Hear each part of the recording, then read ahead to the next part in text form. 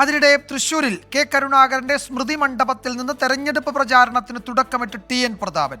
പുതിയ സാഹചര്യത്തിൽ ഔദ്യോഗിക സ്ഥാനാർത്ഥി പ്രഖ്യാപനത്തിന് കാത്തു നിൽക്കേണ്ടതില്ലെന്ന് രാമനിലയത്തിൽ ചേർന്ന യോഗത്തിൽ നേതാക്കൾ തീരുമാനിക്കുകയായിരുന്നു. ലീഡർ എന്ന് ആദരവോടെ വിളിക്കുന്ന കെ കരുണാകരന്റെ മകൾ BJP-യിലേക്ക് പോയതിന്റെ ഞെട്ടലിലാണ് തൃശൂരിലെ കോൺഗ്രസ് പ്രവർത്തകർ.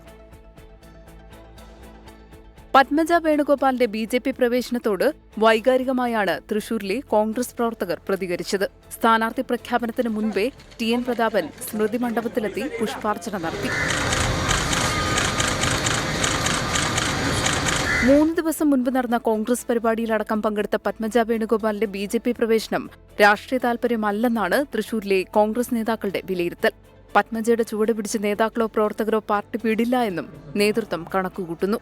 പത്മജയുടെ BJP പ്രവേശനത്തോട് നേതാക്കൾ പ്രതികരിക്കാൻ തയ്യാറായില്ലെങ്കിലും തെരഞ്ഞെടുപ്പ് അടുത്ത വേളയിലുണ്ടായ അപ്രതീക്ഷിത തിരിച്ചടിയുടെ നിരാശ നേതാക്കളുടെ മുഖത്തുണ്ടായിരുന്നു. വാർത്ത വിശ്വസിക്കാൻ കഴിയുന്നില്ല എന്ന് പ്രവർത്തകർ.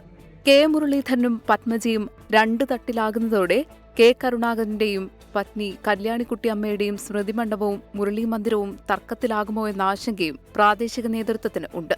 പത്മജ വേണുഗോപാൽ പാർട്ടി വിട്ടാലും ലീഡറുടെ ഓർമ്മകൾ ഊർജ്ജമാക്കി കോൺഗ്രസിനെ ഒറ്റക്കെട്ടായി മുന്നോട്ട് കൊണ്ടുപോകുമെന്ന് പ്രവർത്തകർ പറയുന്നു. 24 തൃശൂർ.